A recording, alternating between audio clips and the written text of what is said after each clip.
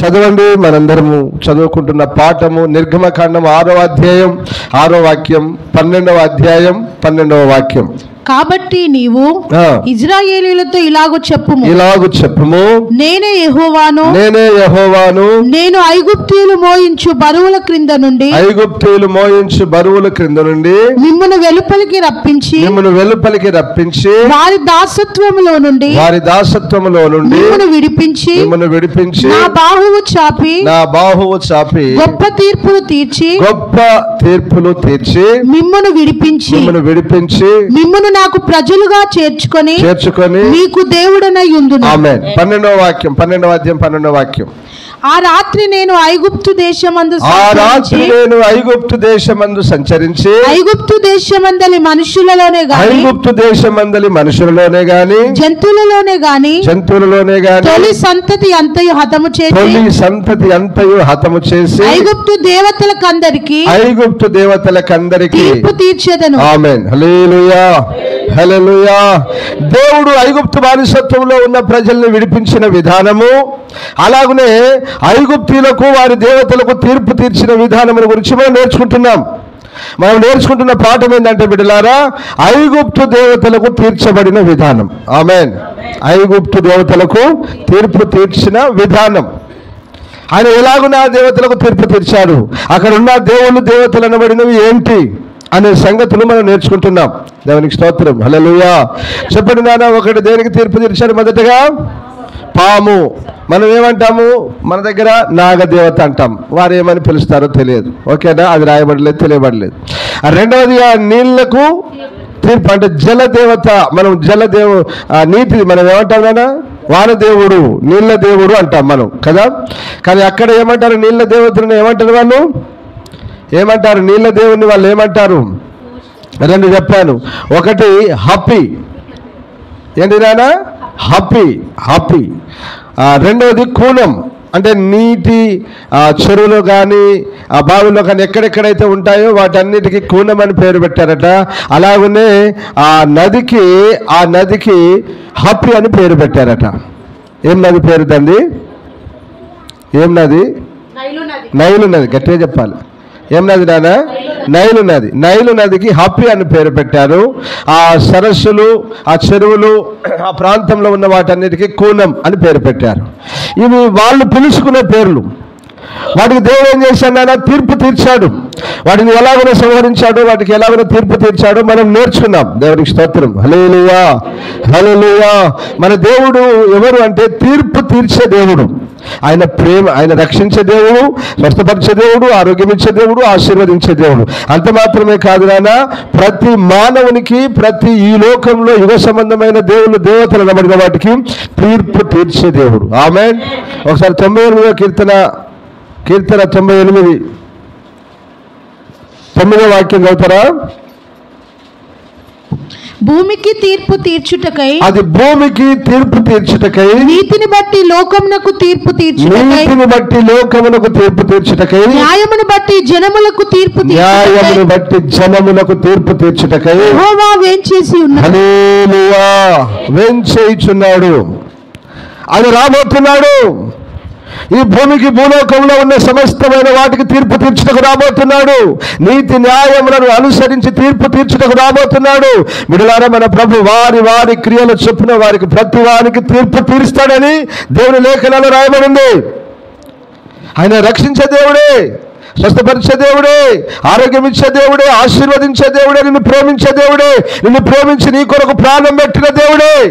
ఆ దేవుడే మళ్ళీ ఎందుకు రాబోతున్నాడంటే మనందరికీ తీర్పు తీర్చులకు రాబోతున్నాడు. వారి క్రియల చొప్పున నువ్వు ఏ పనులు చేస్తావో నానా బిడ్డా, నువ్వు ఏ పనులు చేస్తావో, ఏ మాటలు మాట్లాడతావో, ప్రతి మాటను బట్టి, ప్రతి క్రియను బట్టి ఆయన తీర్పు తీర్చుటకు రాబోతున్నాడు. ఆమేన్. ఎవరికి తీర్పు అంటే అనేక విషయాలు నేర్చుకున్నాం. దేవుడి మాటకు లోబడిన వారికి, భక్తిహీనులకు, అపహాసకులు, పనికి మాలిన వారికి తీర్పు అని నేర్చుకున్నాం మనం ఇంతకు మునిపై. కానీ ఒక మాటలో చెప్పుకోవాలంటే భక్తిహీనులకు తీర్పు. ఆమేన్. హల్లెలూయా. రైట్ బిడ్డలారా, మంచిది. ఆయన తీర్పు తీర్చే దేవుడు. అయితే లోకంలో ఉన్న సమస్త ప్రజలకి, దేవతలను బడిన వాటికి తీర్పు తీరుస్తాడు. అయితే ఐగుప్తు దేవతలకు ఎలా తీర్పు తీర్చాడు, అవి ఏంటి అనే సంగతులను మనము నేర్చుకుంటున్నాం. రైట్. ఈ నిర్గమకాండం 8వ అధ్యాయం. ఇది 3వ తీర్పు. నిర్గమకాండం 8వ అధ్యాయం మొదటి వాక్యం నుంచి కొన్ని మాటలు చదవండి. యెహోవా ఏటిని కొట్టి 7 దినములైన తర్వాత యెహోవా మోషేతో ఇట్లనెను, నీవు ఫరో యొద్దకు వెళ్ళి అతనితో నన్ను సేవించుటకు నా జనులను పోనిమ్ము. నీవు వారిని పోనీయనొల్లని ఎడల ఇదిగో నేను నీ పొలిమేరలన్నిటినీ కప్పల చేత బాధించెదను. ఏటిలో కప్పలు విస్తారముగా పుట్టును. అవి నీ ఇంట్లో, నీ పడక గదిలోనికి, నీ మంచం మీదికి, నీ సేవకుల ఇండ్లలోనికి, నీ జనుల మీదికి, నీ పొలములోనికి, నీ పిండి పిసుకు తొట్లలోనికి ఎక్కి వచ్చును. ఆ కప్పలు నీ మీదికి, నీ జనుల మీదికి, నీ సేవకులందరి మీదికి వచ్చునని యెహోవా సెలవిచ్చుచున్నాడని చెప్పుమనెను. మరియు యెహోవా మోషేతో ఇట్లనెను, నీవు అహరోనును చూచి నీ కర్ర పట్టుకొని ఏటి పాయల మీదను, కాలువల మీదను, చెరువుల మీదను నీ చెయ్యి చాపి ఐగుప్తు దేశముల మీదికి కప్పలను రాజేయమని అతనితో చెప్పుమనగా, అహరోను ఐగుప్తు జలముల మీద తన చెయ్యి చాపెను. అప్పుడు కప్పలు ఎక్కి వచ్చి ఐగుప్తు దేశమును కప్పెను. శకునగాండ్రు కూడా తమ మంత్రముల వలన అలాగూ చేసి ఐగుప్తు దేశము మీదికి కప్పలను రాజేసిరి. అప్పుడు ఫరో మోషే అహరోనులను పిలిపించి, నా యొద్ద నుండి, నా జనుల యొద్ద నుంచి ఈ కప్పలను తొలగించుమని యెహోవాను వేడుకొనుడి. అప్పుడు యెహోవాకు బలి అర్పించుటకు ఈ ప్రజలను అగత్యముగా పోనిచ్చేదనెను. అందుకు మోషే, నన్ను గెలిచినట్టుగా నీవు అతిశయింపవచ్చును. ఈ కప్పల శేషము ఏటిలోనే ఉండునట్లును, అవి నీ మీదను, నీ ఇండ్లలోనూ ఉండకుండా చంపబడినట్లును, నీ కొరకు, నీ సేవకుల కొరకు, నీ ప్రజల కొరకు నేనెప్పుడు వేడుకొనవలెనో చెప్పుమని ఫరోను అడగగా, అతడు రేపే అనెను. అందుకతడు, మా దేవుడైన యెహోవా వంటి వాడు ఎవడును లేడు అని నీవు తెలుసుకొనున్నట్లు నీ మాట చొప్పున జరుగును. అనగా కప్పలు నీ యొద్ద నుండి, నీ ఇండ్లలో నుండి, నీ సేవకుల యొద్ద నుండి, నీ ప్రజల యొద్ద నుండి తొలగిపోవును అని అవి ఏటిలోనే ఉండుననెను. మోషే అహరోనులు ఫరో యొద్ద నుండి బయలు వెళ్ళినప్పుడు యెహోవా ఫరో మీదికి రాజేసిన కప్పల విషయంలో మోషే అతని కొరకు మొరపెట్టగా, యెహోవా మోషే మాట చొప్పున చేశాను గనుక ఇండ్లలోనేమి, వెలుపలనేమి, పొలములోనేమి కప్పలు ఉండకుండా చచ్చిపోయాను. ఏమైనా కప్పలు? రైట్. ఇప్పటిదాకా నేను ఎందుకు చదివించిందంటే, వాక్యం ప్రతి ఒక్కరికి తెలవాలి, మీకు అర్థం కావాలని చదివించాను ఇప్పటిదాకా. రైట్ బిడ్డలారా, దైవజనుడైన మోషే ఏటిని కొట్టిన 7 రోజుల తర్వాత ఫరో దగ్గరికి వెళ్ళి, ఫరో రాజుగారు, ఇదిగో మళ్ళీ దేవుడు మమ్మల్ని పంపాడయ్యా, ఈ ప్రజల్ని దేవుని సేవించుటకు, ఆరాధించుటకు పోనిమ్మని చెప్తున్నాడు. పోనీయకపోతే దేవుడు నిన్ను కప్పల చేత బాధిస్తానని హెచ్చరిస్తున్నాడయ్యా. కాబట్టి ఇదిగో దేవుని మాట వినయ్యా, ప్రజల్ని పోనీ అయ్యా అంటే ఇప్పుడు అతను ఏం చేయాలండి? ఏం చేయాలి? అతడు పోనివ్వాలి. పోనీయకుండా మౌనంగా ఉన్నాడు. పోరా, మీరేం చేసుకుంటారో చేసుకోపోరా అన్నట్టు మౌనంగా ఉన్నాడు. మౌనంగా ఉండేసరికి మోషేకు కోపం వచ్చింది. అహరోన్, నీ కర్రను తీసుకున్నానా, ఎత్తురా పైకెత్తు. ఎత్తి ఎక్కడెక్కడైతే ఏటి నీళ్లున్నాయో, చెర్లున్నాయో, ఇంకెక్కడెక్కడైతే నీళ్లున్నాయో వాటన్నిటిలోంచి కప్పలు వచ్చి ఐగుప్తును కప్పున్నట్లుగా వాడికి ఆజ్ఞాపించన్నాడు. దైవజనుడైన అహరోను కర్ర ఎత్తి, కప్పలారా ఇదిగో ఐగుప్తును కప్పండి అనగానే మొత్తం వచ్చేసి, చూడండి అక్కడ రాయబడిన సంగతులు వారి ఇళ్లలోనికి వచ్చాయి. అమ్మా, వారి ఇళ్లలోనికి వచ్చాయి, వారి పడకల మీదకి వచ్చాయి, వారి పొయ్యిలోనికి వచ్చాయి, వారి పిండి పిసుకు తొట్టులోనికి వచ్చాయి, వండుకునే గిన్నెలలోనికి వచ్చాయి, మొత్తం నిండిపోయాయి. కీర్తనకారుడు అంటాడు, కప్పలు వారి దేశమును నశింపజేశాను అంటాడు. ఆమేన్, హల్లెలూయా, హల్లెలూయా. కీర్తన 78:45లో జోరీగలను పంపెను ఆయన, ఇదిగో కప్పలు వారి మీదకి పంపెను, ఆ కప్పలు వారిని నశింపజేశాను అంటాడు. హల్లెలూయా, హల్లెలూయా. నన్ను చూడండి వినండి. అంటే కప్పలు ఏం చేసినాయంటే వారికి కంపు పట్టించినాయి, అసహ్యమైన వాసన, వారు భరించలేకపోతున్నారు, వారు తినలేకపోతున్నారు, పడుకోలేకపోతున్నారు. అనేక దినాలు ఇలా జరిగాయి, బాధపడిపోయారు. మరి ఏంటిది, ఎక్కడ అడిగేసిన కప్పలు. వారు విసిగిపోయి ఏం చేశాడు మళ్ళీ ఇది ఫరో సైనికులంతా, మోసే అహరోన్ నాన్న రండి నా బాబు, ఇదిగో మీ ప్రజల్ని మేము పోనిస్తాను కానీ రండి నాయన, ఇదిగో ఈ కప్పలు జర పోయినట్లుగా మీ దేవుని వేడుకోరండి, మీ దేవునికి ప్రార్థన చేయండి, ఈ కప్పలు జర వెళ్ళగొట్టండి రా బాబు అన్నాడు. అనగానే ఇప్పుడు ఆయన ఏమన్నాడు, ఫరో గారు మీరు మా మీద గెలిచినని అనుకొనకుండినట్లు. ఆమేన్, హల్లెలూయా. బిడ్డలారా, అక్కడ ఒక్కొక్క మాట ఆగి ఒక్కొక్క మాట మీదనే వాక్యం చెప్పుకోవచ్చు. మనం అర్థమవుతుందా? ఎన్ని సంవత్సరాలని చెప్పుకోవచ్చు రా బైబిల్ తరగనిది అంటే అర్థమైంది. ఈ ప్రపంచంలో మనము సేవిస్తున్న దేవుని మీద గెలవగలిగిన మొనగాడు ఎవడు లేడు. ఆమేన్, హల్లెలూయా. ఆయనను ఓడించగలిగిన మొనగాడు ఎవడు లేడు. అది రాజులైనా అధికారులైనా గొప్పవాడు ఎవరైనా ఈ ప్రపంచంలో ఆయనని గెలవగలిగిన మొనగాడు ఎవడు లేడు నాన్న, లేడు బిడ్డ, లేడు. హే ఫరో, అప్పటికి ఆ ఫరో రాజు ఎవరు అనుకుంటున్నారు? సామంత రాజా, చిన్న రాజా, ఒక దాని వరకు వెళ్తున్నారు అంటే కాదు, సూపర్ పవర్ కింగ్డమ్ అట్ ఐగుప్తు. ఆ ప్రాంతంలో ఆ సమయంలో అనేక దేశాలను పరిపాలిస్తున్నారు వాళ్ళు. ప్రపంచంలోనే ఉన్నత స్థాయిలో ఉన్న దేశం వాళ్ళు. ఫరో అంటే అన్ని దేశాలు గుర్తిస్తున్నాయి, పేరు పొందిన వాడు, మామూలు రాజు కాదు. ఆయన అంటున్నాడు, నువ్వు గెలిచానని అనుకోకు అని చెప్పి కిందకి అంటాడు, ఇదిగో ఈ యావత్ ప్రపంచంలో మా వంటి దేవుడు ఎవరు లేరని నువ్వు తెలుసుకున్నట్టులాగా జరుగుద్ది. ఆమేన్, హల్లెలూయా. రేపే అంటున్నావు, రేపే వెళ్తారు, రేపే ప్రార్థన చేస్తారు, రేపే ఏటిలో ఉన్న కప్పలు ఏటిలోనే ఉంటాయి. ఇదిగో ఎక్కడెక్కడైతే కప్పలు మీ ఇళ్ళను కమ్మేశావో, మీ వీధులను కమ్మేశావో ఆ కప్పలన్నీ చనిపోతాయి అన్నాడు. వెళ్ళి వేడుకున్నారు, కప్పలన్నీ చనిపోయాయండి. కింది మాటలు చదివినానా? ఆ కప్పలన్నింటిని ఏం చేశారు తెలుసా? జనులు వాటిని కుప్పలుగా వేసినప్పుడు భూమి కంపు కొట్టేది. కంపు, చచ్చిపోతున్నారు వాసనకి భరించలేక. ఏంటి మరి కప్పలను ఎందుకు పంపాడు దేవుడు? ఈ కప్పలను ఎందుకు చంపాడు? ఏంటి చరిత్ర అని కొంచెం ఆరాధిస్తే ఒక గంట 2 గంటలు కూర్చొని ఆరాధిస్తే బిడ్డలారా అసలు నిజం బయటకు వచ్చింది. ఏంటి అని చూస్తే ఈ కప్పలను దేవుడిగా వారు ఆరాధించేవారట. కప్పను దేవుడిగా వారు ఆరాధించారట. దేవునికి స్తోత్రం, హల్లెలూయా. వర్షాలు కురవకపోతే మన పల్లెటూళ్ళలో ప్రజలు ఏం చేస్తారంటే ఒక కర్ర పెట్టుకొని దానికి ఒక కప్పను దొరకబెట్టి దానికి నీళ్లు పోసి దస్తి కట్టి ఆ కప్పను పెట్టుకొని ఈ కప్ప దేవుడు ఆవాన గురిపి, కప్ప దేవుడు ఆవాన గురిపి అని ఆ గుళ్ళ చుట్టూ తిరిగేవాళ్ళం. కొద్ది రోజుల తర్వాత వర్షం పడితే కప్ప దేవుడు వాన కురిపించింది అని సంతోషపడేవాళ్ళం. ఇది మా చిన్నతనంలో ఇక్కడ జరిగే సంఘటనలు. బిడ్డలారా, ఇది మన దగ్గరే కాదు. ఐగుప్తీయులు ఈ కప్పను ఒక దేవుడిగా, దేవతగా ఆరాధించారట. హల్లెలూయా, హల్లెలూయా. ఆ దేవునికి వాళ్ళు పెట్టుకున్న పేరేంటో తెలుసా? హాకెట్. ఏంటి హాకెట్?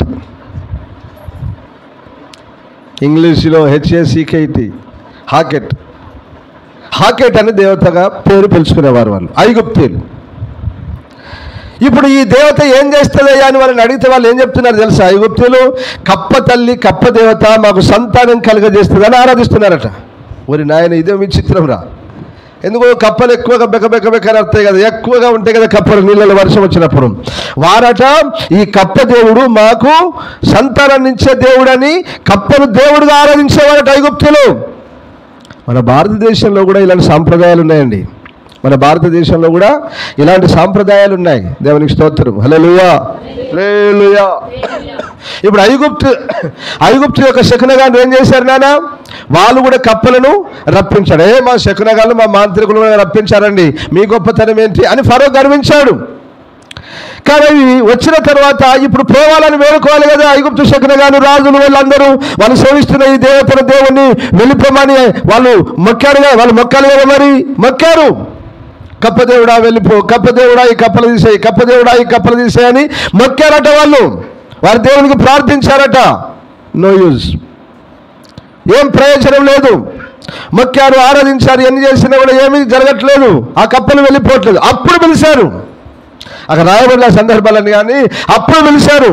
అప్పుడు మోసే అహరోన్లను పిలిచి, మోసే అహరోన్, అరే బాబు ఈ కప్పలు మీ దేవుడే పంపాడు కదరా, మీ దేవుడిని వేడుకోండి. అందుకని అన్నాడు, మా దేవుడు వంటి దేవుడు ఈ ప్రపంచంలో ఎవడు లేడని మీరు తెలుసుకున్నట్లు అన్నాడు. ఆమేన్, హల్లెలూయా. కప్పల దేవుళ్ళని మొక్తావేంట్రా?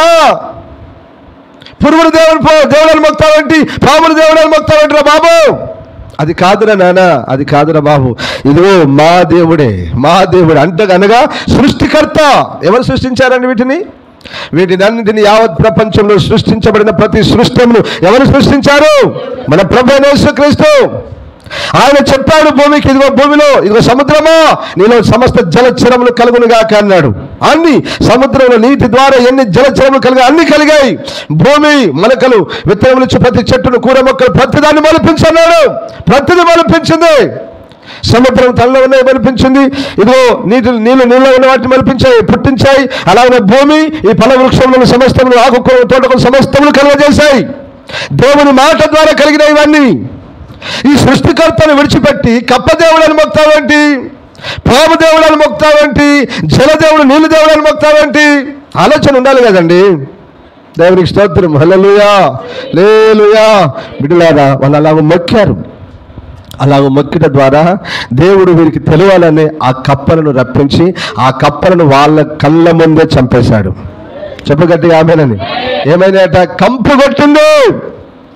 ఏమైనాయి? వారి దేవుడే వాళ్ళకి ఏమైంది? ఇప్పుడు వాళ్ళ దేవుడే వాళ్ళకి ఏమైనా కంపు కొట్టిండు. ఈ సాంప్రదాయాలు ఒక ఐగుప్తులోనే కాదండి, యావత్ ప్రపంచంలో అనేక దేశాల్లో ఇలాంటి సాంప్రదాయాలు ఉన్నాయి. మన దేశంలో రాయికి మొక్కుతారు, రప్పకు మొక్కుతారు. ఇలాంటి సాంప్రదాయాలు ఒక్క ఐగుప్తే కాదు నాన్న, యావత్ ప్రపంచ దేశాల్లో కూడా ఉన్నాయి. అయితే వారికి నిజమైన దేవుడు ప్రభువైన యేసుక్రీస్తుని ఎరగక చేస్తున్నారు. ఆ వాళ్ళేమో ఎరగక చేశారు, కానీ ఇజ్రాయేలీలు దేవుడని ఎరిగి చేశారు కదా విగ్రహారాధన కదా. ఇజ్రాయేలు ప్రజలు ప్రభు అయిన యేసుకు యెహోవాయే నిజమైన దేవుడని ఎరిగి ఆజ్ఞను అతిక్రమించి విగ్రహాలు చేసుకొని వాటికి మొక్కి ఆరాధించారు. దేవునికి స్తోత్రం. హల్లెలూయా. ఇప్పుడు హాకెట్ అనేటువంటి కప్పదేవతకి ఏమైంది? తీర్పు జరిగింది వాళ్ళ కళ్ళ ముందే. చనిపోయాయి కప్పలన్నీ ఏమయ్యాయి? చనిపోయాయి. కుప్పలు వేసి తగలబెట్టేశారు.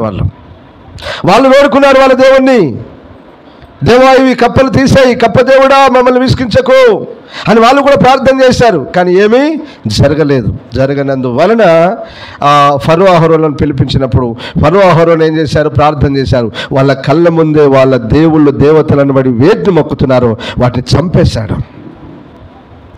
దేవునికి స్తోత్రం. హల్లెలూయా, హల్లెలూయా. మరి మనకేంటి పాఠం? మనకేంటి జ్ఞానం? దానిలోంచి మనమేం నేర్చుకోవాలి? అసలు కప్పలంటే అర్థం ఏంటి? కప్పలు దేనికి సూచనగా ఉన్నాయి?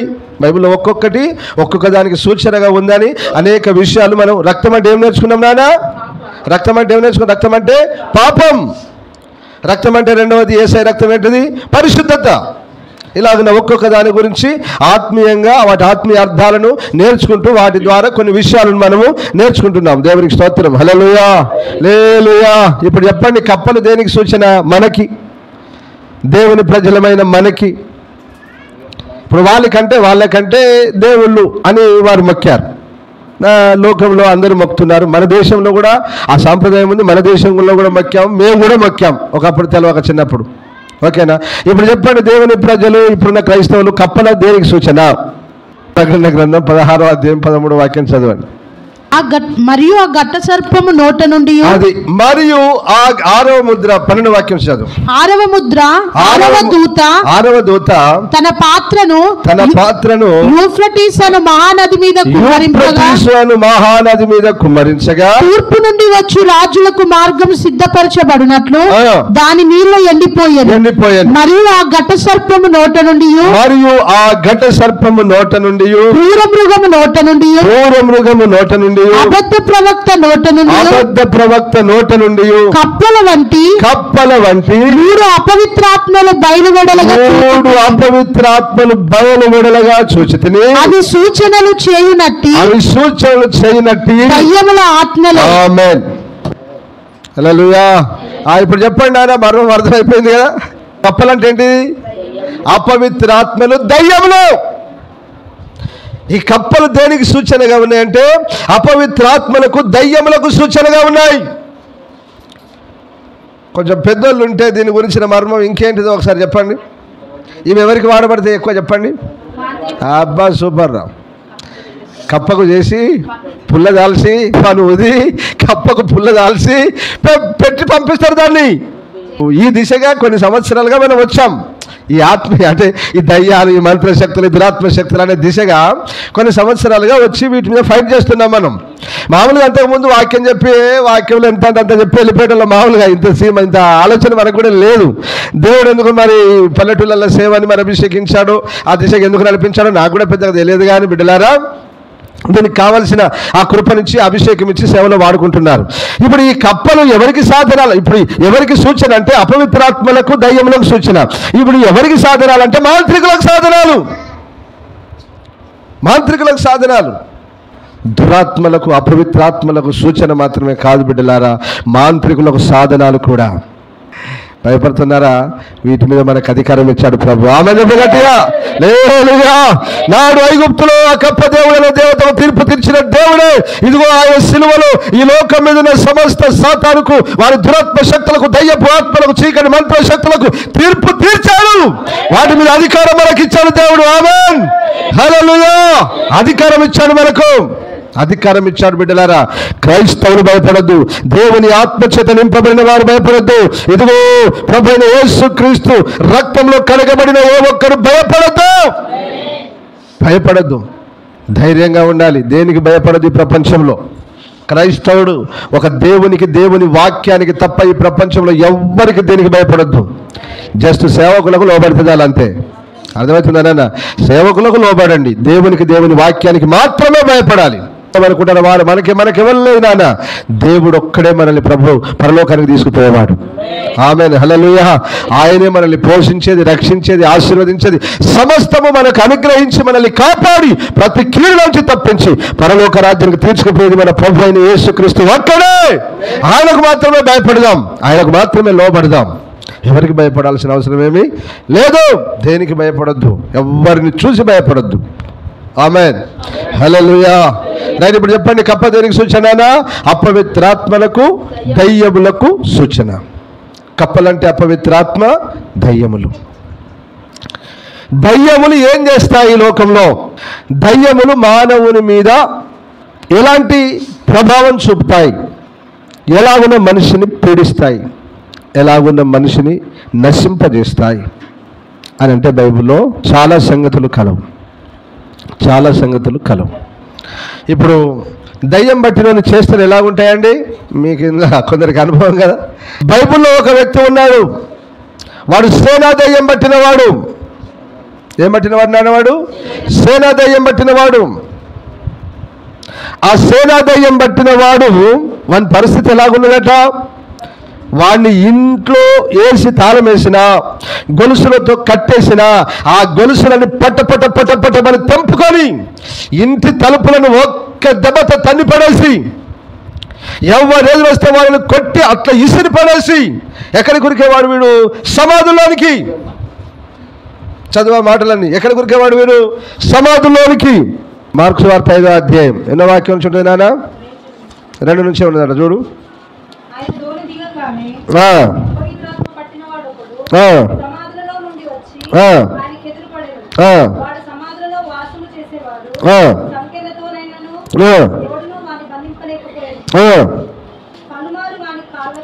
పలుమారు వారి కాళ్ళకును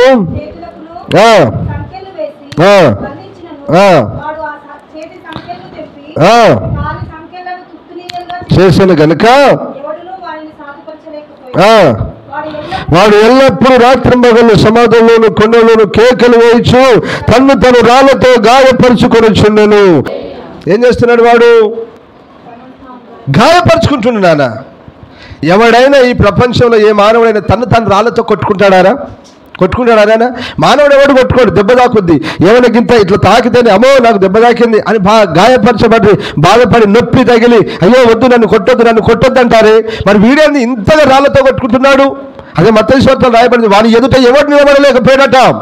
అందరూ భయపడి పారిపోతున్నారు, విభ్రాంతి చెందుతున్నారు. వాడిని చూసి ఎవడు పోవట్లేదు, ఎవడు ఆపట్లేదు. కాళ్ళకు చేతులకు వేసిన సంఖ్యలు పట్ట అవి ఉక్కురా. సంఖ్యలు అంటే ఎట్లుంటాయినా? ఉక్కును తెంపగలిగాడా? ఎవరైనా తెంపగలుగుతాడా? కానీ వాడు తెంపేస్తున్నాడు. ఎవడు ఆపలేకపోయాడు. తను గాయపరుచుకుంటున్నాడు, బట్టలు చింపుకుంటున్నాడు. రైట్. ఇప్పుడు దయ్యం ఏం చేస్తుంది అనేది పాఠం మీరు నేర్చుకునేది. దయ్యం మనిషిని ఏం చేస్తుందంటే గాయపరుస్తుంది, పిచ్చోని చేస్తుంది, సమాధుల్లో తిప్పుతుంది, ప్రజల మధ్య సమాధానం లేకుండా చేస్తుంది, కుటుంబంలో సమాధానం లేకుండా చేస్తుంది, ప్రతి వ్యక్తి జీవితంలో సమాధానం లేకుండా చేస్తుంది. అందుకనే దయ్యం పట్టిన వాడిని ఎవరు విడిపించారు బైబిల్లో? ప్రభు అయిన యేసుక్రీస్తు ఒక్కడే. ఆమేన్, హల్లెలూయా, హల్లెలూయా. దయ్యములో నుంచి, సాతాను చీకటి చేతబడి దయ్యపు మంత్రశక్తులన్నిటిలోంచి విడిపించగలిగిన వాడు ఒకే ఒక్క ఆయన ఉన్నాడు. ఆయన ప్రభు అయిన యేసు. ఆయన ఒక్కడే విడిపించగలడు. బిడ్డలారా, దయ్యము శక్తులు, దురాత్మ శక్తులు మనిషిని పీడిస్తాయి, పిచ్చిదాన్ని చేస్తాయి, పిచ్చివాడిని చేస్తాయి. వీడిని అడిగాడు, ఎవరు నువ్వు, నీ పేరేంటి అని అడిగాడు వీడిని. అడిగితే వాడేమన్నాడు? వారిలో అనేకమైన దయ్యములు ఉన్నందున వాడు సేన అని చెప్పాడు. ఏమన్నాడు వాడు? సేన, నా పేరు సేన అన్నాడు. కానీ వాస్తవానికి ఎన్ని వేల పందులు ఉన్నాయి అక్కడ? 2000 పందులే ఉన్నాయి నాన్న. సేన అంటే అర్థం ఏంటిది? 6000 అట. సేన అంటే ఎంత నాన్న? ఒక సైన్యము. సేన సైన్యం అంటే ఎంత? 6000 సైన్యం. ఇప్పుడు వీని సైన్యం, ఈ దురాత్మల సైన్యకు, ఈ దురాత్మలు ఎన్ని ఉన్నాయంటే 6000 ఉన్నాయి. దావీదు కుమారుడా, మమ్మల్ని ఇప్పుడు మాతో మీకేం పనయ్యా? మమ్మల్ని నశింపజేయవచ్చావా? మమ్మల్ని పాతాళానికైతే పంపొద్దయ్యా. ఒకవేళ నువ్వు వెళ్ళగొట్టి కోరిన ఏడల ఆ పందుల్లోనికి వెళ్ళగొట్టు మమ్మల్ని, ఆ పందుల్లోనికి మమ్మల్ని వెళ్ళగొట్టయ్యా అని చెప్పి బ్రతిలాడుతున్నాయి. బ్రతిలాడుతున్నప్పుడు, నీ పేరేంట్రా అన్నాడు. అనగానే వాడు, అయ్యా నా పేరు సేన. 2000 పందుల్లోనికి 6000 దయ్యాలు పోతే ఎంత భయంకరంగా ఉండాలి పరిస్థితి? ప్రపాతం నుంచి వడిగా పరిగెత్తుకొని సముద్రంలో పడి మరుస తిరగక చచ్చిపోయాయి. మరణం. దయ్యాలు ఏం కోరుతాయంటే నాన్న? మరణం, నాశనాన్ని కోరుతాయి. మరణాన్ని, నాశనాన్ని కోరుతాయి నాన్న. ఇప్పుడు ఈ 2000 పందులే తట్టుకోలేకపోయాయి, మరి వీడు ఎలా తట్టుకున్నాడు మానవుడు కదా? ఈ మనుషుడు ఎలా తట్టుకొని ఉంటాడు? అందుకనే కొట్టుకున్నాడు, రాళ్లతో కొట్టుకున్నాడు, బట్టలని పీకేసుకున్నాడు, అలాగే సంఖ్యలు తప్పేసుకుంటున్నాడు. ఎవ్వడు ఎదురొస్తే వాడిని కొట్టుకున్నాడు. మనిషిని పీడిస్తాయి దయ్యపు శక్తులు. ఏం చేస్తాయి? ఆయన మనిషిని పీడిస్తాయి, నెమ్మది లేకుండా చేస్తాయి, గలిబిలి చేస్తాయి, ఆగమాగం చేస్తాయి మనిషిని. కాబట్టి వాటికి చోటు ఇవ్వద్దు. ఆమేన్, హల్లెలూయా, హల్లెలూయా. వాటికి చోటు ఇవ్వద్దు నాన్న. వాటి క్రియలు చేయదు. వాటికి చోటు ఎలా దొరుకుతుంది? వాటి క్రియలు చేసినప్పుడు, అపవిత్రమైన దయ్యాలు గల అపవిత్రమైన పనులు చేసినప్పుడు, అపవిత్రమైన కార్యాలు చేసినప్పుడు అవి మనలోనికి ఎంటర్ అవుతాయి, మనల్ని నాశనం చేస్తాయి నాన్న. బిడ్డ, మనల్ని నాశనం చేస్తాయి. వాటికి తావివ్వద్దు. ఆమేన్, హల్లెలూయా. వాటికి చోటు ఇవ్వద్దు, వాడికి చోటు ఇవ్వద్దు. జాగ్రత్తగా ఉండాలి. ఇది సేన దయ్యం. మీకు ఇంకొక విషయం చెప్తాను. మత్తయి సువార్త 12:22 చదువు.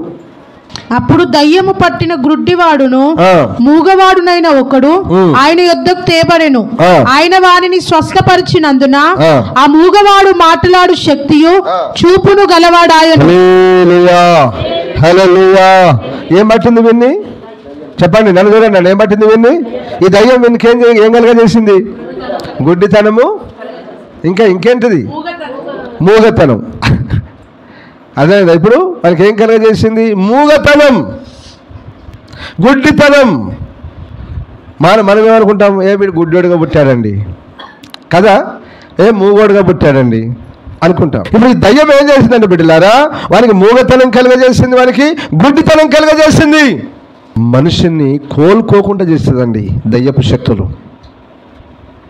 సైతాన్ గాడు మనుషుల్ని కోలుకోకుండా చేస్తాడు బిడ్డలారా. దేవునికి స్తోత్రం, హల్లెలూయా, హల్లెలూయా. మత్తయి సువార్త మొదలుకొని మీరు చివరి వరకు, ప్రకటన గ్రంథం వరకు చదివితే అవి చేసే బైబిల్ ఆది కాండం నుంచి ఉన్నాయి, కొత్త నిబంధన కాదండి, ఆది కాండం నుంచి ఉన్నాయి బిడ్డలారా. వాటి క్రియలు ఎప్పుడైతే అవి పడిపోయాయో, అర్థమవుతుందా? ఎప్పుడైతే దేవుడు వాటిని కిందికి తోసివేశాడో, సైతాన్ గారిని వారితో ఉన్నటువంటి ఆ దేవుడు దూతలను పడేశాడు. అవే దురాత్మలుగా, అవే దయ్యపాత్మలుగా, అవే చీకటి శక్తులుగా ఈ లోకంలో అపవిత్రాత్మలుగా సంచరిస్తున్నాయి. ఎప్పుడైతే పడేసాడో అప్పటి నుంచి మానవుని మీద పగబెట్టుకొని మానవుని పతనం చేయాలని, నాశనం చేయాలని సంకల్పంతోనే వాడు బతుకుతున్నాడు. దేవునికి స్తోత్రం. హల్లెలూయా, హల్లెలూయా. కానీ దేవుడు ఏం చేస్తున్నాడు? ఈ మానవుణ్ణి ప్రతి పాపం, ప్రతి శాపం, ప్రతి అపవిత్రత నుంచి విడిపించి పరలోకంలోకి చేర్చుకోవాలని దేవుడు ఆలోచిస్తున్నాడు. కానీ సాతాను గారిని నాశనం చేయాలని వాడు చూస్తున్నాడు. మానవుడు ఎవరికి ఎక్కువ సపోర్ట్ చేస్తున్నాడు నాన్న? రక్షణ పొందిన ప్రజలెంత? రక్షణ పొందిన ప్రజలు ఎంతమంది? 0.2. అందులో సరిగా ఉన్నారా? అందులో సరిగా లేడు. చూసారా? ఈ లోకంలో వాని పని ఎక్కువ అవుతుంది. వానికి పని ఎక్కువ. ప్రజల్ని ఎట్లా నాశనం చేయాలి, ప్రజల్ని ఎట్లా వంచాలి, ప్రజల్ని ఎట్లా భ్రమపరచాలి, ప్రజల్ని ఎట్లా దేవునికి దగ్గరికి పోకుండా ఆపాలి. వానికి పని ఎక్కువ. వాడి పని వాడు చేస్తున్నాను నాన్న. దేవుని ద్వారా పుట్టిన మనమే మన దేవుని పని చేయట్లేదు. హల్లెలూయా. మన దేవుని యొద్దకు మనం రావట్లేదు. మన దేవుడు గొప్పతనాన్ని చాటట్లేదు. మన దేవుణ్ణి మనం గెలిపించట్లేదు. మానవుణ్ణి స్వతంత్రునిగా చేశాడు దేవుడు. అర్థమవుతుందా నాన్న? మానవుణ్ణి స్వతంత్రునిగా చేశాడు. సాతాను గాడు బానిసగా చేసుకున్నాడు మనల్ని, కానీ మానవుణ్ణి దేవుడు స్వతంత్రంగా చేశాడు. శపించిన మాట వాస్తవమే, పోరా నా దగ్గర నుంచి అన్న మాట వాస్తవమే. ఎప్పుడైతే దేవుడు మానవుని కోపగించి అసహించాడు, పోరా నాతో ఏదైనా తోట నుంచి వెళ్ళిపోయి కంచి అని మానవుని గెంటేశాడో అప్పుడు చాలా బాధపడ్డాడు, చాలా పశ్చాత్తాపడ్డాడు. ఆ తర్వాత 6వ అధ్యాయంలో చూస్తే కూడా అప్పుడు కూడా చాలా బాధ, అయ్యో నరులను చేసినందుకు అని ఆయన పశ్చాత్తాపడ్డాడు. ఒక్క ఆయన కనబడ్డాడండి, నోవాహు ఒక్క ఆయన కనబడ్డాడు నాన్న. నీతిమంతుడు ఒక్క ఆయన కనబడ్డాడు. చేసినందుకు మానవుడు చేసినందుకు చాలా పశ్చాత్తాపడ్డాడు, బాధపడ్డాడు. అనేక మార్లు బాధపడుతూనే ఉన్నాడు, ఇప్పటికీ పడుతూనే ఉన్నాడు ఆయన. కానీ మానవుడు దేవునికి స్థానం ఇయ్యక, దేవునికి లోబడక, దేవుని యొద్దకు రాక సాతాను గారు చెప్పినట్లు తిరుగుతున్నారండి. ఈ దయ్యమును ప్రేరేపించినట్టు నడుస్తున్నారండి. బాధ బిడ్డలారా. ఇది మామూలు వాళ్ళకి ఎందుకు అర్థమవుతుంది నాన్న? ఈ ఆత్మఘోష మామూలుకి ఎందుకు అర్థమవుతుందా? ఇది ఎవడైతే ఆధ్యాత్మిక జీవితంలో ఎదుగుతూ ప్రజల విడుదల కొరకు, రక్షణ కొరకు, పరలోకం కొరకు ఎవడైతే తృష్ణ ఆశ కలిగి ఉంటారో వాళ్ళకు ఉంటుంది బాధ. అందరికీ ఉండదు సార్. సేవకుల్లో కూడా అందరికీ ఉండదు, క్రైస్తవుల్లో కూడా అందరికీ ఉండదు నాన్న, విశ్వాసుల్లో కూడా అందరికీ బాధ ఉండదు, సేవకుల్లో కూడా అందరికీ బాధ ఉండదండి. వాక్యం చెప్తున్నామా? విశ్వాసాలు వచ్చారా? తునమో పొనమో కానికిచ్చారా? బ్రతుకుతున్నామా? ఇల్లు కట్టుకున్నామా? కారు కొనుక్కున్నామా? షికారు చేద్దామా? అన్ని చాలు. ఆడెవడెక్కడ పోతుంది సార్? మన కడుపు నిండితే అమ్మ అంతేనా? మన కడుపు నిండితే అయిపోయాయి. వాడు ఎవడెక్కడ పోతే నాకేం పని? సేవ బిజినెస్ అయిపోయింది, వ్యాపారం అయిపోయింది. బాధ అనిపిస్తుంది. దేవునికి స్తోత్రం. హల్లెలూయా, హల్లెలూయా. నా బాధ అంతా ఏంటంటే వచ్చిన మీరైనా సంపూర్ణంగా రక్షణ పొంది పరలోక రాజ్యం ఎత్తబడాలి. ఆమేన్, హల్లెలూయా. మళ్ళా సాతానుకు లోబడదు, దయ్యములకు లోబడదు, పవిత్రాత్మలకు లోబడదు. విడుదల పొందారు, మీరు విడిపించబడ్డారు. దాసత్వము కాడి కింద నుంచి విడిపించబడ్డారు. మరలా దాసులుగా వెళ్ళకండి అంటాడు ప్రభు. కాబట్టి బిడ్డలారా, ఈ దురాత్మలు, ఈ అపవిత్రాత్మలు, ఈ దయ్యపు శక్తులు మానవుని పీడిస్తున్నాయి, మనిషిని పీడిస్తున్నాయి, మనిషిని ప్రేరేపిస్తున్నాయి, పాపం వైపు పురికొల్పుతున్నాయి. వాటి పేరేమన్నాడు అక్కడ ప్రకటన గ్రంథంలో? అపవిత్రాత్మలు. ఏమన్నానా? ఇప్పుడు అపవిత్రమైన కార్యాలు చేయకపోతే ఏం కార్యాలు చేస్తుంది అది? మానవుని అపవిత్రం చేసే పని పట్టుకునేదాన్ని అది. ఆ నోటితో అపవిత్రుడైతాడు, చూపుతో అపవిత్రుడైతాడు, ఆలోచన హృదయ అంతరంగంలో తప్పుడు ఆలోచన చేసి అపవిత్రుడైతాడు. అలాగే శరీరము ద్వారా ఆ అలంకరణ విషయమే కానీ శరీరంతో పాపం చేసి అపవిత్రుడవుతాడు. ఎలాగో అపవిత్రుడవుతాడో తెలియదు, కానీ మానవుని అపవిత్రత వైపు నడిపించాలన్నది ఎవరి గురి? ఇవన్నీ మనం ఆలోచించాలన్నా, దేవుని బిడ్డలుగా ఇవన్నీ మనము ఆలోచించాలి, వివేచించాలి.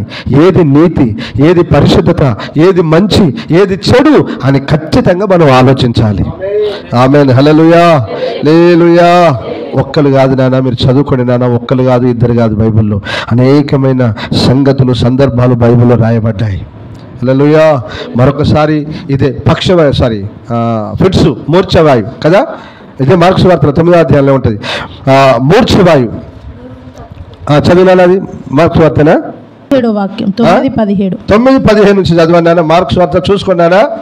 బోధకుడా, మూగదయ్యము పట్టిన నా కుమారుని నీ యొద్దకు తీసుకొని వచ్చి తిని, అది ఎక్కడ వానిని పట్టునో, అది ఎక్కడ వానిని పట్టునో అక్కడ వానిని పడద్రోయును. అప్పుడు వారు నురుగు కార్చుకొని పండ్లు కొరుకుకొని మూర్ఛిల్లును.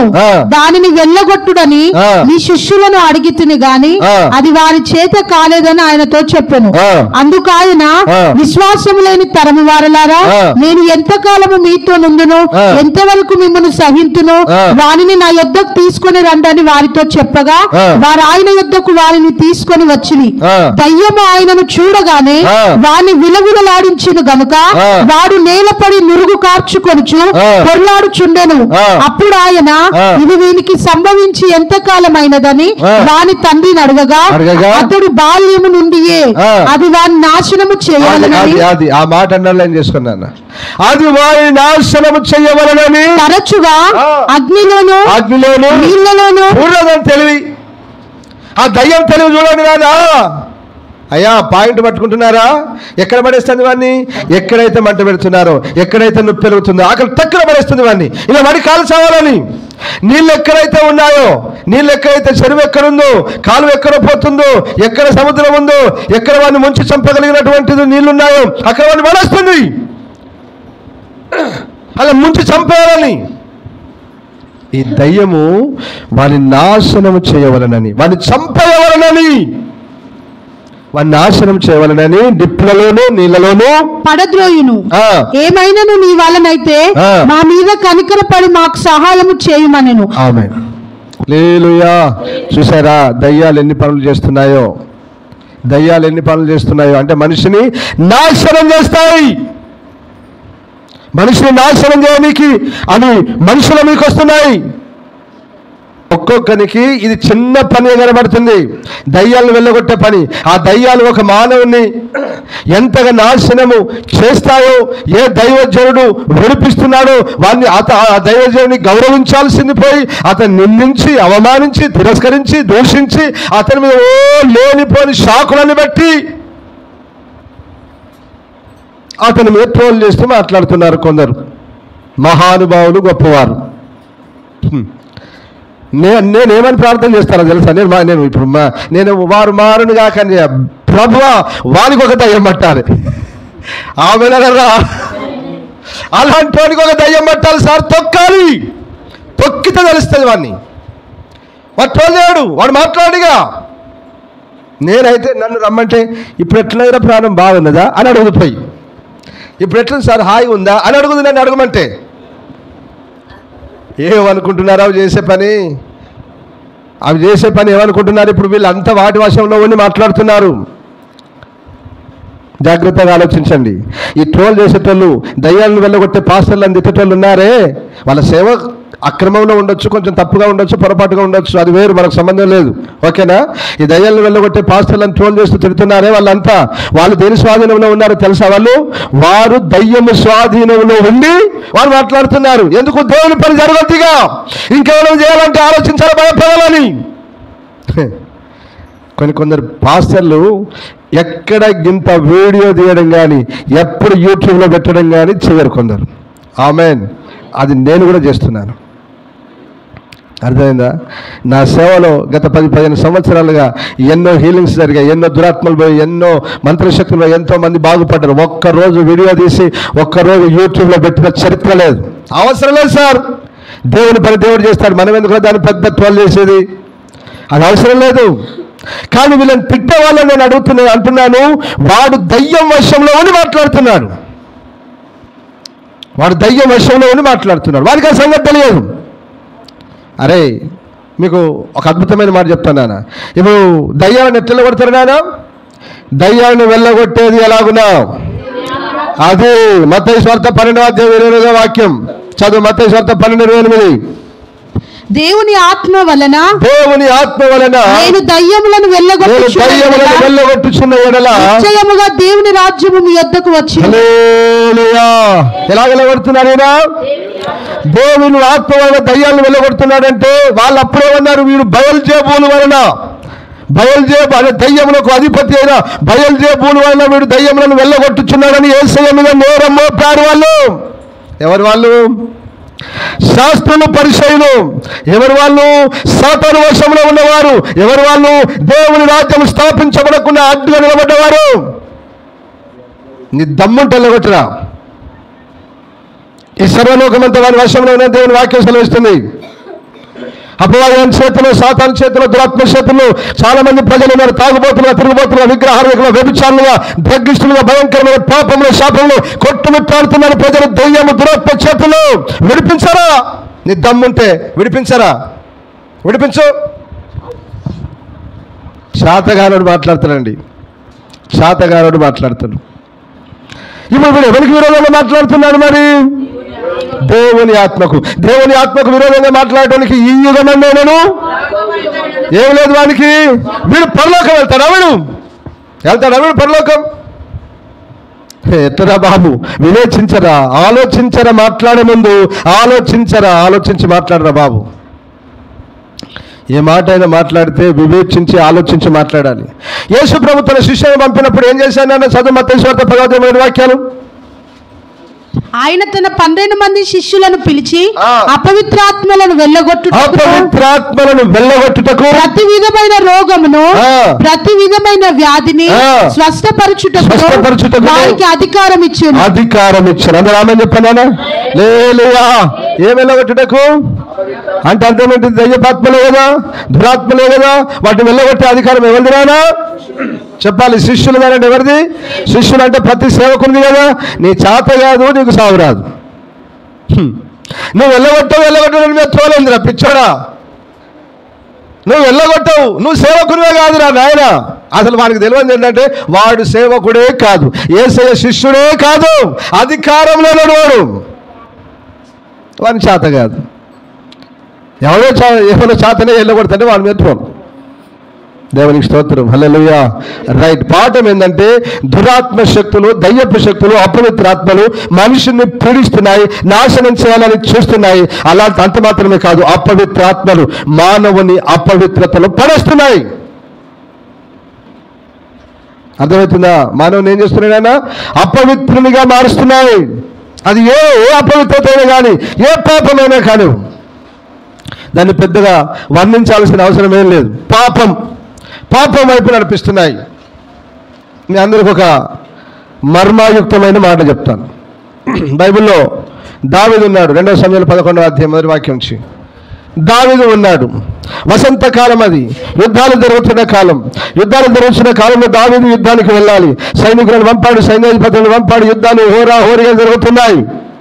ఈయన మంచిగా ఇంట్లో ఉండి తిన్నాడు, చక్కగా భోజనం చేసుకున్నాడు. సార్ భోజనం చేసుకొని మిద్ద మీదకి ఎక్కాడు. నాన్న ఎక్కడికి ఎక్కాడు? మిద్ద మీదకి పైకి ఎక్కాడు. పైకి ఎక్కి మిద్ద మీద తిరుగుతూ ఉన్నాడు, ఇటు అటు తిరుగుతున్నాడు. తిన్నాక కొంచెం నడుస్తారు కదా ఎవరైనా, అందరికి అలవాటే కదా. అలాగే మన దావీదు గారు కూడా ఈ అలవాటు ఉంది. మిద్ద మీద నడుస్తూ ఉన్నవాడు పాపం ఈ వైపు ఆ వైపు నగరాన్ని చూస్తే బాగుండు. కానీ ఆయన చూపు వేరొక వైపు తిప్పబడ్డది. ఆ సమయంలో ఆ గల్లీ అవతల అమ్మాయి ఏం చేస్తుంది అంటే స్నానం చేస్తుంది. సో ఇప్పుడు ఈయన ఏం చేశాడు? ఆమెను చూశాడు. ఆమెను చూడగానే అతనిలో ఒక ప్రేరేపణ వచ్చింది, పాపం చేయాలనే ప్రేరేపణ వచ్చింది. దాన్ని అంటాము అపవిత్రాత్మ. ఆమేన్. హల్లెలూయా. అక్కడ 2:12 అంటాడు.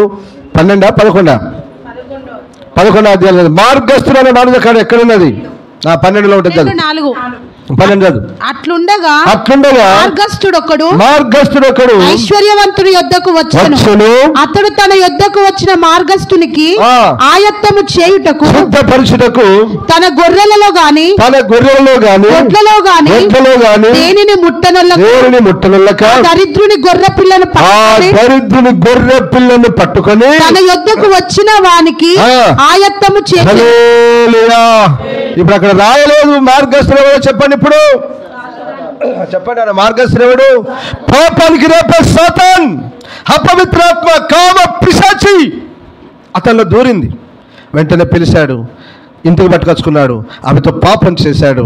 ఆమె స్నానం చేసుకున్నది. మళ్ళీ బిడ్డ ఇంటికి వెళ్ళిపోయి కొద్ది రోజుల తర్వాత, అయ్యా నేను నీ ద్వారా గర్భవతిని అయ్యానని సమాచారం పంపింది.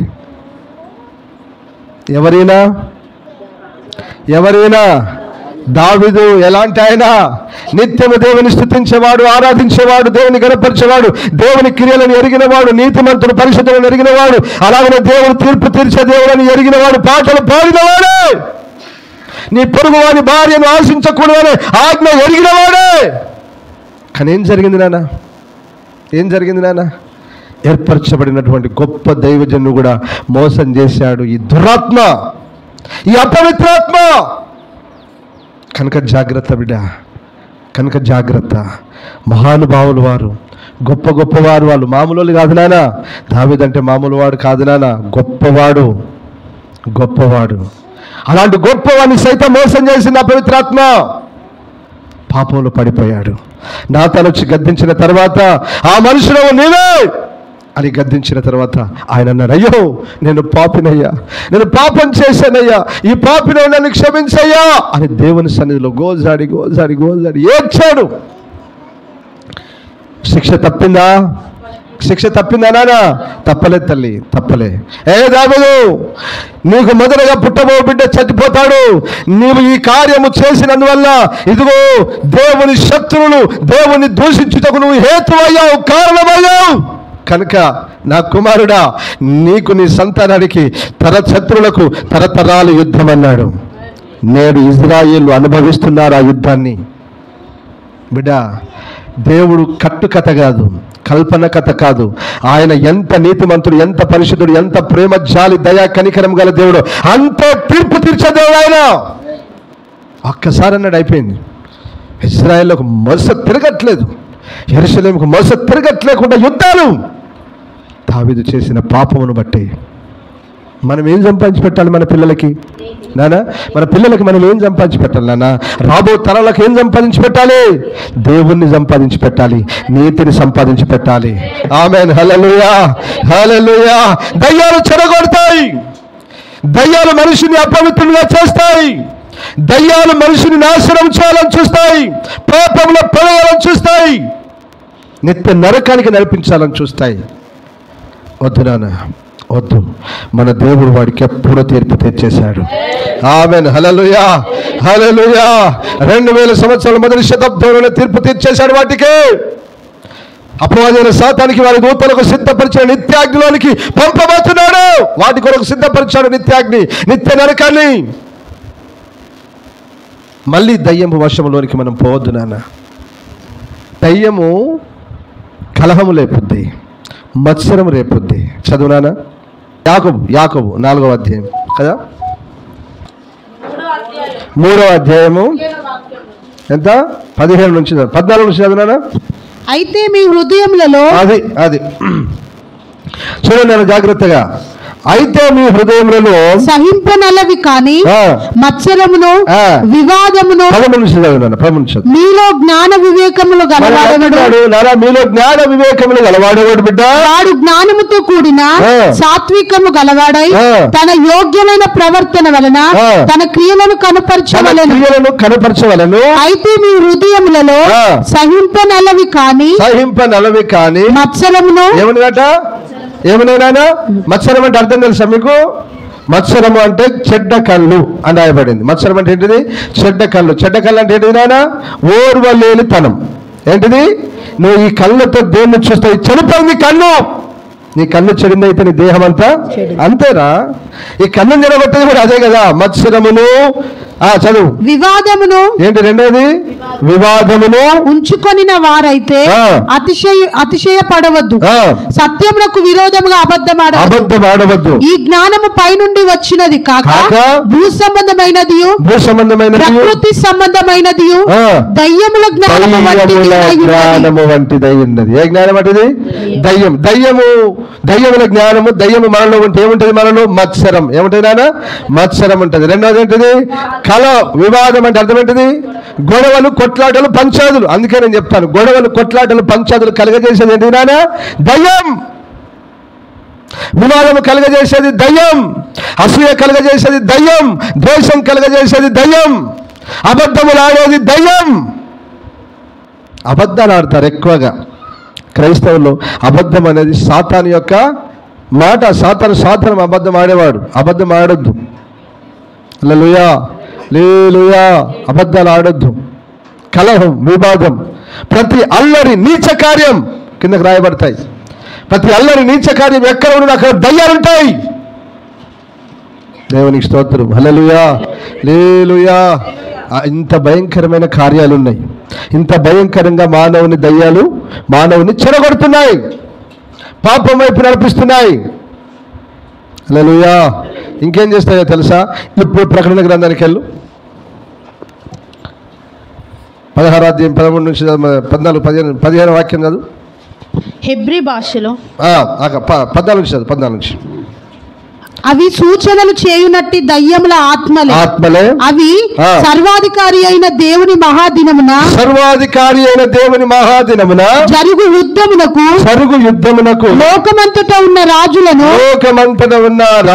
పోగు చేయవలనని వారి యొద్దకు బయలువెళ్ళి హెబ్రీ భాషలో హర్మగెద్దోను అను చోటుకు వారిని పోగు చేసెను. ఆమేన్. అందరు నన్ను చూడండి, ఎక్కడికి పోగు చేస్తున్నాయి? హర్మగెద్దోను అనే చోటుకు. ఎక్కడుంది అది? యెరూషలేములో ఉంది. హర్మగెద్దోను అనే స్థలం ఇప్పుడు ఎక్కడుంది? యెరూషలేములో ఉంది. ఇప్పుడు ఎక్కడెక్కడికి వెళ్ళాయి ఇవన్నీ? ఎక్కడెక్కడికి వెళ్ళాయి నాన్న? ఒక్క దేశానికి వెళ్ళాయా? సమస్తం. అంటే భూలోకంలో ఎన్ని దేశాలు, ఎన్ని రాజ్యాలు ఉన్నాయో, ఎంతమంది రాజులు ఉన్నారో వారందరి దగ్గరికి వెళ్ళాయి ఆ పవిత్రాత్మలు. భారతదేశానికి వచ్చి ఆ కాలంలో ఏ రాజు వెళ్తాడో, చివరి దినాల్లో, ప్రభు దినంలో అంటే అంత్య దినంలో ఏ రాజు వెళ్తాడో, ఏ ప్రధాని వెళ్తాడో ఆయన దగ్గరికి వచ్చి, ఏ రాజా, ఏ ప్రధానమంత్రి గారు, యెరూషలేము మీదకి యుద్ధానికి వెళ్దాం నడవండి అని చెప్తాయట. పాకిస్తాన్ దగ్గరికి వెళ్ళి, ఇరాక్, ఇరాన్, అలాగనే సిరియా, అలాగనే రష్యా, అలాగనే టర్కీ, అలాగనే మిగతా ఐగుప్తు, అలాగనే పడమర, తూర్పు, ఉత్తర చుట్టూ దేశాలన్నిటినీ హర్మగెద్దోను స్థలానికి సమకూరుస్తాయి. దేనికి? యుద్ధం చేయటకు. దేనికి? యెరూషలేము అనేటువంటి పట్టణములు ఉండొద్దు, భూమి మీద పరిశుద్ధులను చెప్పుకుంటున్నారు వారు ఉండొద్దు, వారు నాశనం చేయాలి. రండి. ఎంత భయంకరం నానా! ఎవరి మీదకి? దేవుని ప్రజల మీదకి. ఎవరి మీదకి రానా? దేవుని ప్రజల మీదకి. నేను మిమ్మల్ని అందరినీ ఒక మాట అడుగుతున్నాడు, నేడు దేవుని ప్రజల మీదకి, సేవకుల మీదకి రేపట్లేదా దురాత్మలు? చెప్పండి నాన్న. ఇప్పుడు వాడు రేగుతున్నాడు కదా, వాడు రేగి మాట్లాడుతున్నాడు, మా దేశం, మా రాష్ట్రం, మాది హిందూ దేశం రా, నువ్వెవరిరా ఇక్కడ, అది ఇదని మాట్లాడుతున్నాడు. వాడు రేపేదేంటి? చెప్పండి నాన్న. ఏంటి వాడిని రేపేది? దురాత్మ, అపవిత్రాత్మ, దయ్యములు. అరే బాబు, అసలు సత్యం ఎరుగురా? ఏది దేవుడో ఏది దయ్యమో ఎరుగురా నాయనా. అసలు నువ్వు ఎట్లా పుట్టావో తెలుసుకోరా. నువ్వు ఎట్లా పుట్టావో తెలుసుకో సార్. నీ సృష్టి మూలం ఏంటో తెలుసుకో. అస్సలేనాడు వాడు. అందరు పెట్టిన నువ్వేంద్రా ఇక్కడ మాట్లాడుతూ ఉన్నారు. ఏ క్రైస్తవులు ఏం చేయొద్దు? గొడవ పడొద్దు. క్రైస్తవులు ఏం చేయొద్దు? తిట్టొద్దు. క్రైస్తవులు ఏం చేయొద్దు? కొట్టొద్దు. ఒక చెంప కొడితే వాడికి అలసి అయిపోయింది. దొరికినట్టు గొర్రెలను కొట్టు. ఈ గొర్రె వాళ్ళే మెడ వంచుకున్న వాళ్ళు ఒకప్పుడు ఈ దేశంలోనే పుట్టారు, అంతే కదా? ఈ దేశంలోనే పుట్టారు. వారు గొడవలు చేశారు, వారు కొట్లాటలు చేశారు, వారు అన్ని చేశారు. వారు తాగారు, వారు తిన్నారు, వారు దుంకారు, వారు ఎగిరారు, వారు అన్ని చేశారు. కాకపోతే యేసు ప్రభుని నమ్ముకున్నారు కనుక యేసు ప్రభు ఏమన్నాడు? మరే నాయన, ఒక చెంప కొడితే ఇంకొక చెంప చూపెట్టున్నారు కనుక పడుతున్నారు. మామూలుగా వదిలితే పాత నిబంధన కాలంలో ప్రకారం కనానులో ఉన్న 7 జాతులతో యుద్ధం చేసి ఆ దేశాన్ని స్వతంత్రించుకోమంటే ఉగ్రవాదులు తయారవుతారు కదా. అందరి చేతుల్లోనికి ఆయుధాలు వస్తాయి, భయంకరమైన అది జరుగుద్ది. కానీ యేసు ప్రభు ఆయన ప్రేమను పంచాడు. ఆమేన్, హల్లెలూయా. నా గొడవలు వద్దురా, కొట్లాటలు వద్దు, వాటికి తావులేదు నా దగ్గర. ప్రేమ రాజ్యాన్ని స్థాపించుటకు వచ్చాను అన్నాడు ఆయన. కాబట్టి బిడ్డలారా, ఈ దురాత్మలు, ఈ దయ్యాలు మనుషుల్ని రేపుతున్నాయి దేవుని ప్రజల మీదకి, దేవుని రాజ్యం మీదకి. భయంకరంగా యుద్ధాలు జరుగుతున్నాయంటే అవి రేపుతున్నాయి నాన్న, అవి రేపుతున్నాయి.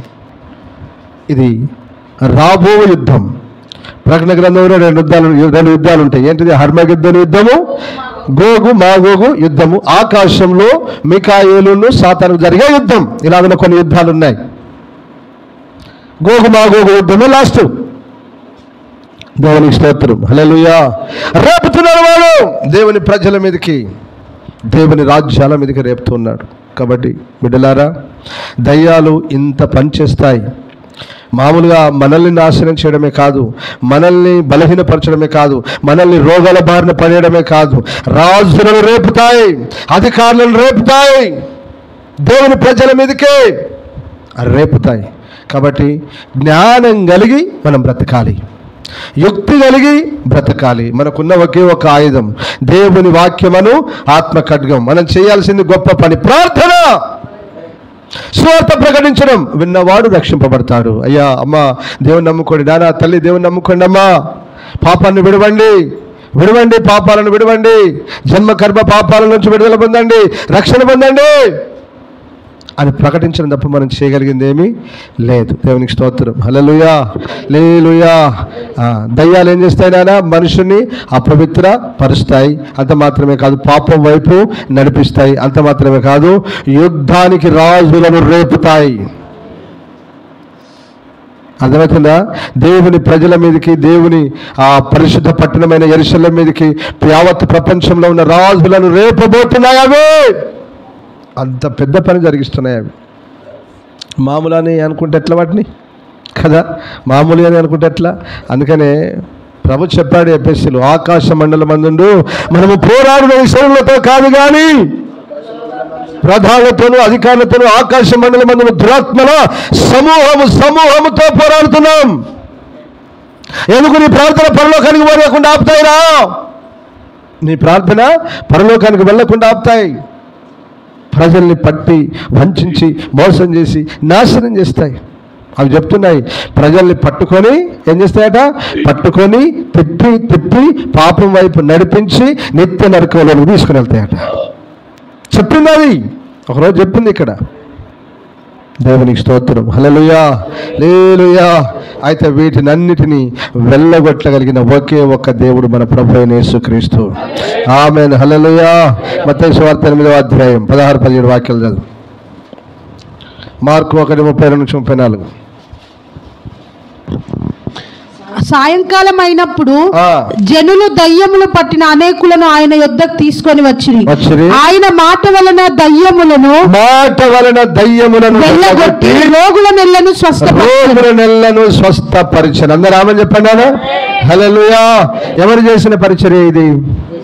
యేసయ్య. దయ్యాలను వెళ్ళగొట్టింది ఎవరు? యేసయ్య. దురాత్మ శక్తులను, సాతాను శక్తులను, మంత్ర శక్తులను వెళ్ళగొట్టింది ఎవరు? యేసయ్య. రోగులను బాగు చేసింది ఎవరు? యేసయ్య.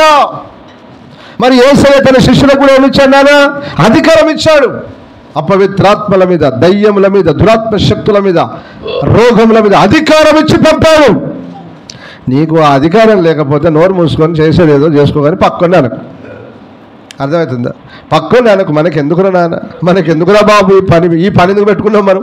ఈ పని ఎందుకు పెట్టుకోవాలి మనం? అలా సేవ చేస్తున్నాడు. యేసుప్రభు ఏమన్నాడు?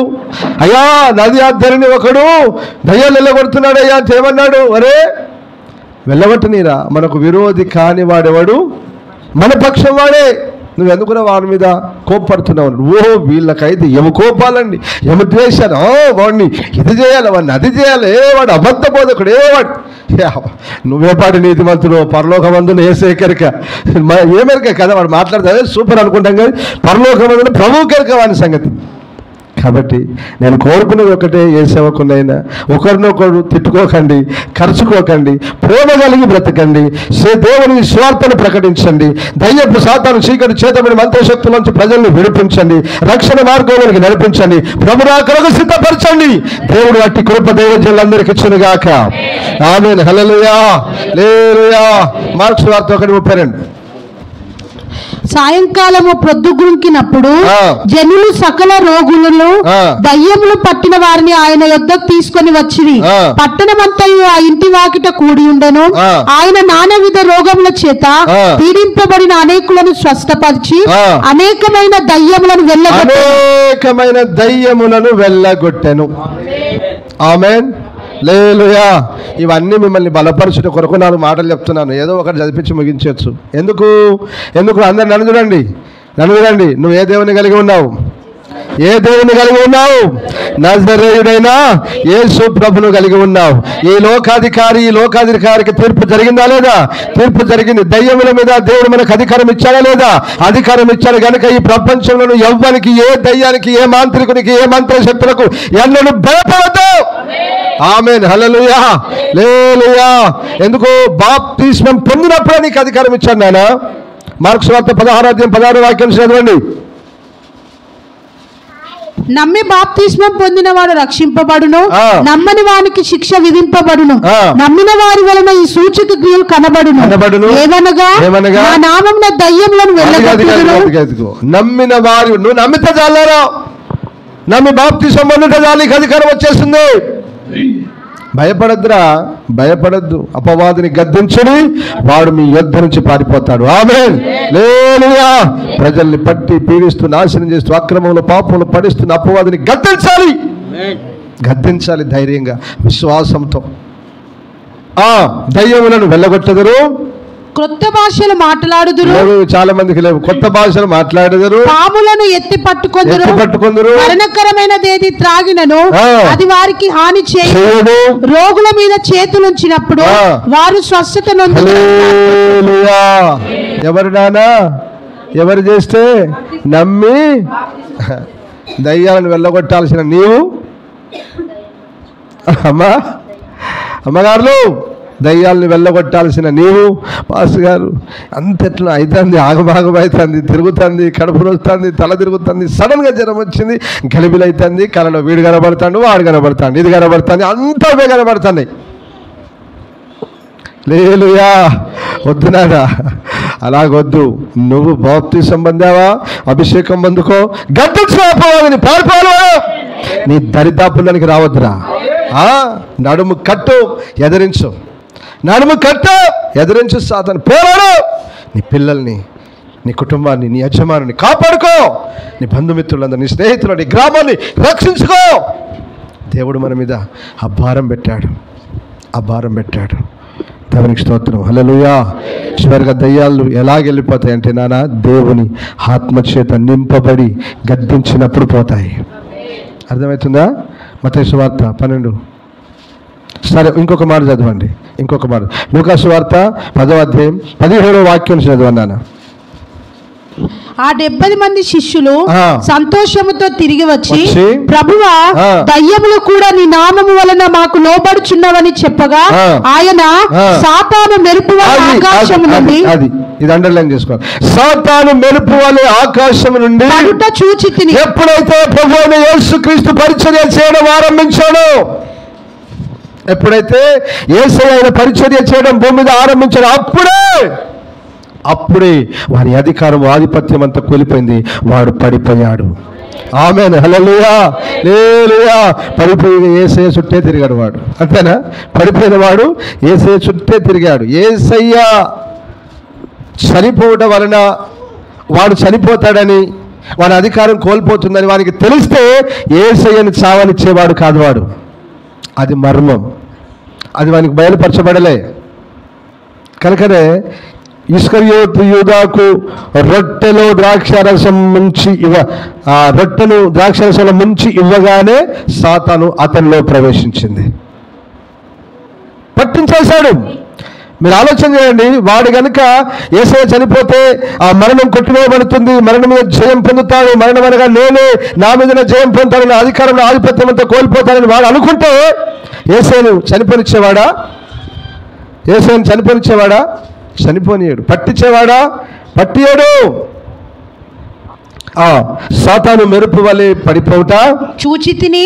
ఇదిగో పాములను, త్రేళ్లను త్రొక్కుటకును, శత్రు బలమంతటి మీదను మీకు అధికారం అనుగ్రహించి, హల్లెలూయా, వాణ్ణి పడగొట్టాడు, మనకు అధికారం ఇచ్చాడు. ఆమేన్. హల్లెలూయా. ఇప్పుడు మత్తయి సువార్త చదివి ముగించే 12:28. దేవుని ఆత్మ వలన నేను దయ్యములను వెళ్ళగొట్టుచున్న ఎడల నిశ్చయముగా దేవుని రాజ్యము మీ యొద్దకు వచ్చి ఉన్నది. హల్లెలూయా. ఎలా పోతాయి నాన్న దయ్యాలు? ఒకటి ప్రార్థన. నమ్మి బాప్తిసం పొందావు, బాప్తిసం పొందిన నువ్వేం చేయాలి? ప్రార్థన, ప్రార్థన, ప్రార్థన. ప్రార్థన ద్వారా అలాగనే దేవుని ఆత్మచేత నింపబడి అపవాదిని గద్దించాలి. నీకు అధికారం ఇచ్చాడు దేవుడు. ఎట్లా పడితే అట్లా చేయొద్దు, పిచ్చి పిచ్చిగా ఏం చేయాల్సిన పని లేదు. చేతులెత్తు, నువ్వు చేతులు ఉంచాల్సిన పని లేదండి. చేతులెత్తు, ప్రభువా ఈ బిడ్డ పీడింపబడుతుంది, ఇదిగో నాయన అనారోగ్యంతో పీడింపబడుతుంది, రోగంతో పీడింపబడుతుంది, ఇదిగో దయ్యపు శక్తుల చేత పీడింపబడుతుంది, తండ్రి విడిపించండి అయ్యా, కృప చూపండి, కనికరించండి, సైతానే నదులను యేసుక్రీస్తు నామమున ఆజ్ఞాపిస్తున్నాను, ఈ బిడ్డను వదిలి యేసు నామములో గద్దించు, పారిపోతాడు. రైట్. అప్పుడు ఏం జరుగుతుందంటే నాన్న అక్కడ ఏమన్నాడు? దేవుని ఆత్మచేత నేను దయ్యములను వెళ్ళగొట్టుచున్నాను, దేవుని రాజ్యం. ఇప్పుడు చెప్పాలి, ఇక్కడ కొంచెం ఆగాలి, నన్ను చూడాలి అందరూ. దేవుని ఆత్మచేత దయ్యాన్ని వెళ్ళగొడితే ఏమొచ్చిందట? మరి దయ్యములు అన్నీ ఉన్నాయనుకో, ఈ సంఘములు అన్ని దయ్యాలు బట్టి దయ్యాల చేత పీడింపబడుతూ దయ్యపు కోరికలు దయ్యపు ఇచ్చలు నెరవేర్చుకుంటున్నారు అనుకో. ఇప్పుడు ఏం లేదు ఇక్కడ.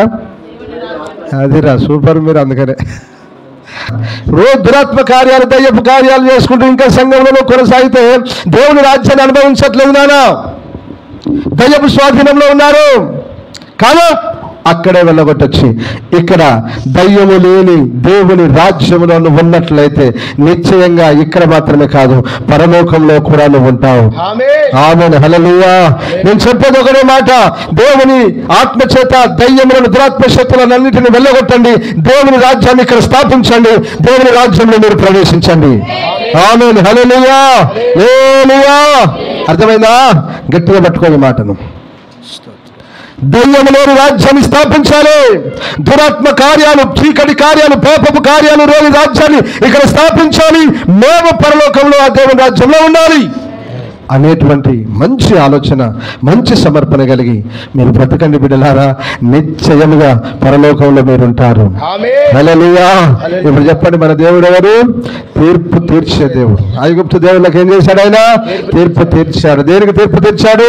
కప్పకు. కప్ప అంటే నానా అపవిత్రాత్మ, దయ్యపు ఆత్మ. దయ్యాలు ఏం చేస్తాయి? మనుషులు అపవిత్రపరుస్తాయి, నష్టపరుస్తాయి, నాశనం చేయాలని చూస్తాయి.